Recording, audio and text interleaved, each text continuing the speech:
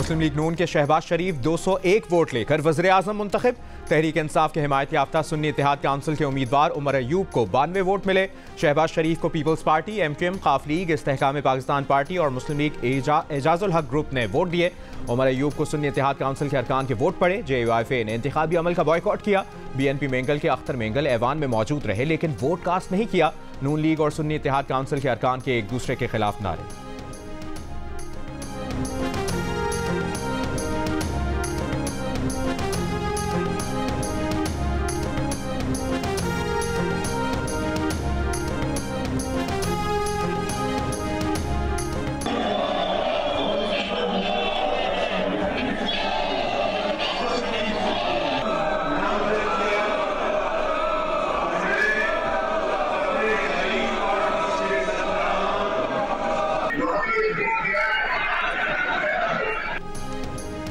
चीनी सदर Xi Jinping की शहबाज शरीफ को वज़ीर-ए-आज़म मुंतखब होने पर मुबारकबाद। अपने पैगाम में चीनी सदर ने कहा कि शहबाज शरीफ की क़यादत में पाकिस्तान की नई हुकूमत मज़ीद ज़्यादा कामयाबियाँ हासिल करेगी। ताउन को मजबूत बनाना होगा।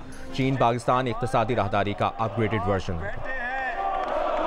इस शोर शराबे के बावजूद हालांकि आज शऊर का राज होना चाहिए था। बाहर कैफ इनकी मर्जी। मैं कहना ये चाहता हूँ कि जिस ऐवान में बैठे हैं इसकी कार्रवाई के खर्चात भी कर्ज से अदा किए जा रहे हैं। आपकी तनख्वाह इस पूरे ऐवान की तनख्वाह कर्जों से अदा की जा रही है।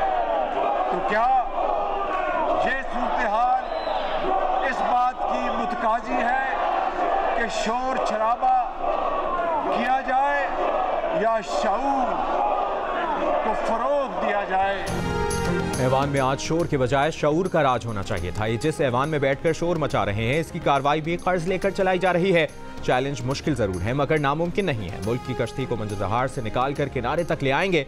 नौमुंतखब वज़ीर-ए-आज़म शहबाज शरीफ का अपोजिशन की शदीद हंगामाराई और नारेबाजी में कौमी असम्बली से खिताब। कहा धांधली की शिकायत के लिए आईनी और कानूनी फोरम्स मौजूद हैं। IMF को खत लिखने की क्या जरूरत थी? अपोजिशन को दावत दी कि आएँ, इंतखाबी निज़ाम की बेहतरी के लिए हुकूमत के साथ मिलकर बैठें। वज़ीर-ए-आज़म शहबाज शरीफ का CPAC को आगे बढ़ाने और खारिजा पॉलिसी में किसी ग्रेट गेम का हिस्सा न बनने का ऐलान। बोले अमरीका के साथ तारीखी ताल्लुकात को ठीक करके इस्तवार करना है। हमसाया ममालिक के साथ बराबरी की बुनियाद पर ताल्लुकात कायम रखेंगे।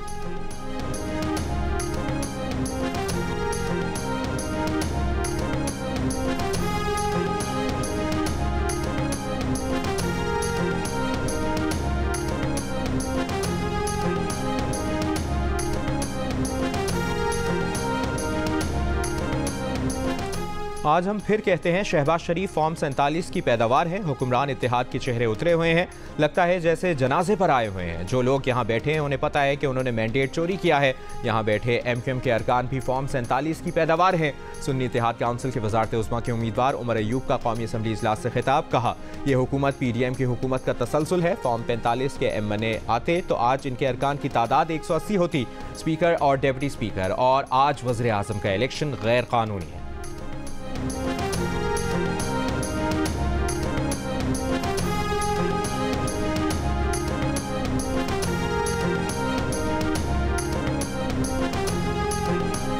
JUIFA के सरबराह मौलाना फजलुर रहमान ने कहा है कि ये पार्लियामेंट धांधली की पैदावार है, अवाम की नुमाइंदा नहीं है। हुक्मरान सिर्फ जिस्मों पर हुकूमत करेंगे। कौम इस हुकूमत को तस्लीम नहीं करती। जमहूरियत अपना मुकदमा हार रही है।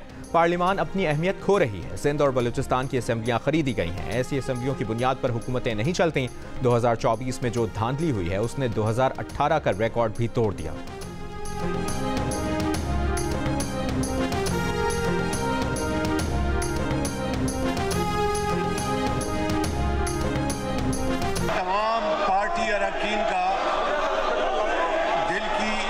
गहराइयों से शुक्रिया अदा करता हूँ कि जिन्होंने अपने वोटों और अपनी मोहब्बत से मुझे आज इस ऐवान का लीडर ऑफ द ऑपोजिशन मुंतखब किया। नौमुंतखब वज़ीर-ए-आज़म शहबाज शरीफ कौमी असम्बली से अपनी पहली तकरीर में खुद को गलती से ऑपोजिशन लीडर कह गए। कहा वो उन तमाम जमातों का शुक्रिया अदा करते हैं जिन्होंने उन्हें ऑपोजिशन लीडर मुंतखब किया है।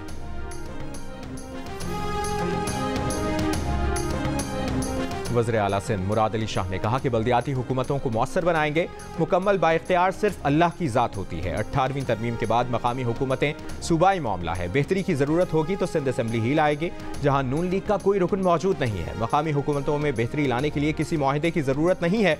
GDA के 2 नौमुंतखब अरकान पीर पगाड़ा की बात भी नहीं मान रहे। वो अखराजात जमा करवा के नोटिफिकेशन हासिल कर चुके हैं और हलफ उठाने के लिए असम्बली के दरवाजे पर खड़े हैं।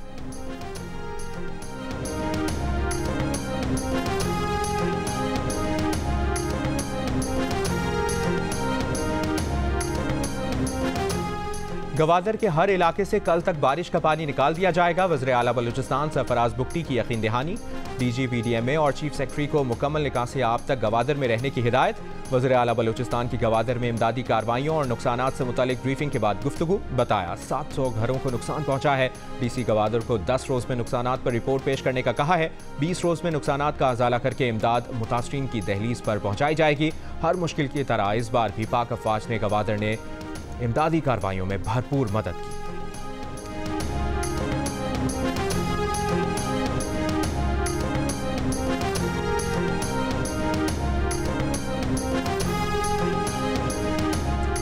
मुल्क भर में बारिशों और बर्फबारी के बाद सर्दी की नई लहर। मोहम्मद चल्लास और कोहिस्तान में मूसलाधार बारिश, लैंडस्लाइडिंग के बायस शारा कराकरम दूसरे रोज़ भी बंद। दीरबाला में शदीद बर्फबारी के बायस 5 रोज़ा इंसदाद पोलियो मुहिम मुलतवी।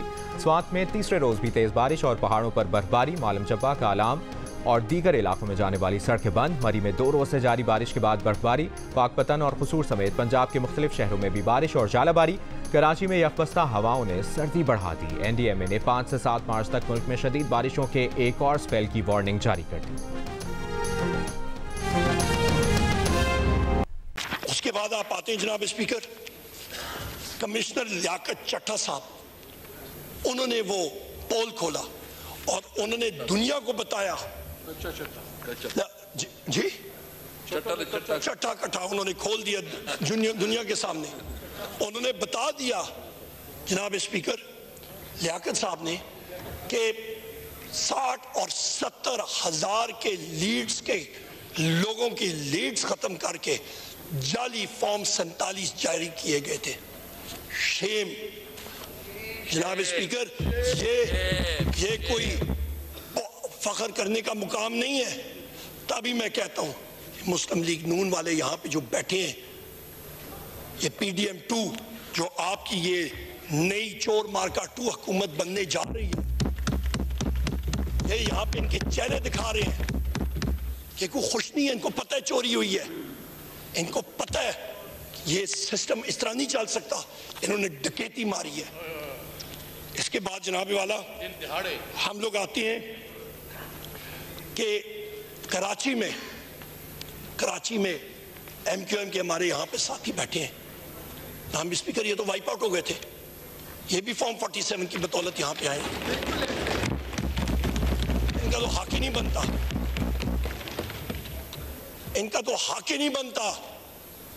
फॉर्म 47 के जरिए इनको सीटें दी गई हैं।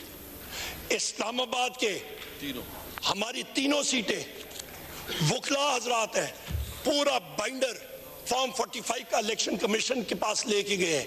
एक फॉर्म 45 उसमें मौजूद, साथ उनके मुखालफीन यानी कि जिन्होंने उनके खिलाफ इलेक्शन लड़ा था, जमात इस्लामी के, TLP के, बाकी, और उन्होंने टैली किया।